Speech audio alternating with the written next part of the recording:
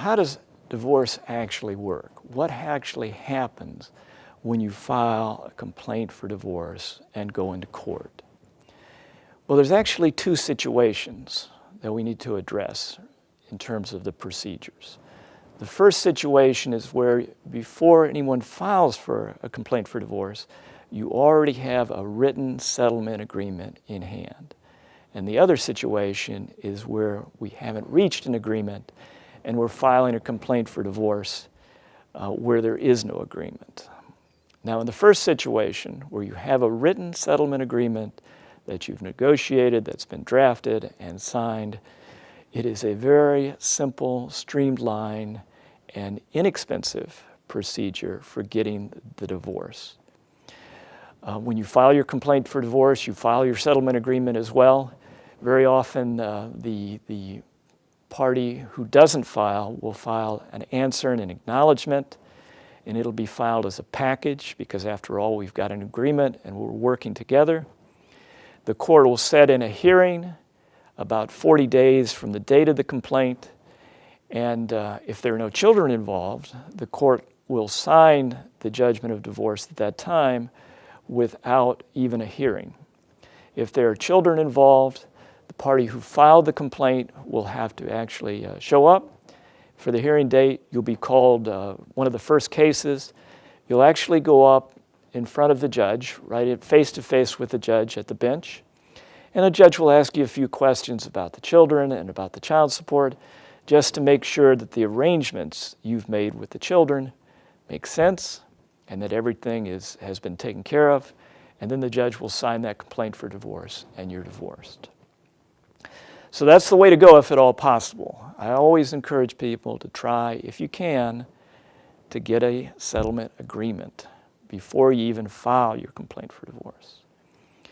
But sometimes that's not possible. We may have domestic violence going on, in which case we need to run to court and get an order to get people separated, somebody out of that house, and put a stop to the violence.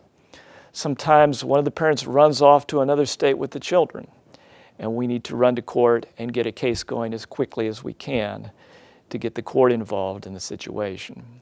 And sometimes you simply cannot reach an agreement. People are at loggerheads.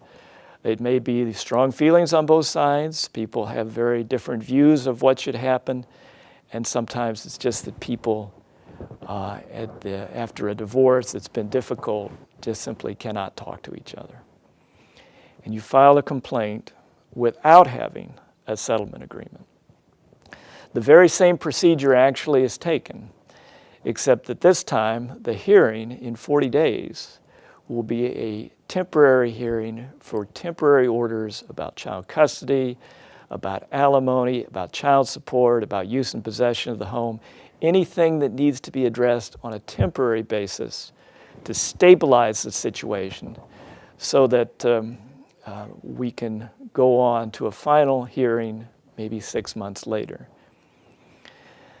This hearing will only be 1 hour long. And as soon as we file the complaint and as soon as the other party is served, that hearing and preparations for that hearing will be the focal point, really to the exclusion of anything else, because the results of that hearing are going to have a lot to do with the final results. The final results are going to tend to be very similar to the results set by the judge at the temporary hearing, because you're going to go back in front of the same judge. And that same judge is going to hear a very similar case, and that same judge is almost certainly going to make the same ruling. So we need to focus and begin working right away on that temporary hearing. And while negotiations continue and are sometimes successful between the filing of the complaint and the temporary hearing, it's a different situation now because everyone's focused on that temporary hearing and preparing for that temporary hearing. And you have to do that at the same time you're working on your settlement agreements, and that can often interfere with getting the settlement done. And you may wind up in front of that judge for your 1 hour hearing, even though settlement might have been possible in a different situation. So I always encourage people in every case to try to talk first, try to settle first, try to negotiate first. When you can't do that, then you need to file a complaint and litigate and go to the judge. That's the long, hard, and expensive route, but sometimes that's the route you've got to take. Now that's a 5-minute summary. There are always intricacies and exceptions in the law. And there's also how this particular situation is going to be handled, what is likely to happen in court, and what the settlement possibilities are for your particular situation. So don't hesitate to call me or come in. I do have a free initial consultation. I'll be happy to talk to you about it. There's no obligation to do anything further. You will certainly learn a lot from a consultation with any experienced divorce attorney about what is likely to happen, about what your options are, and about what you might want to do. So give me a call, 912-275-7728.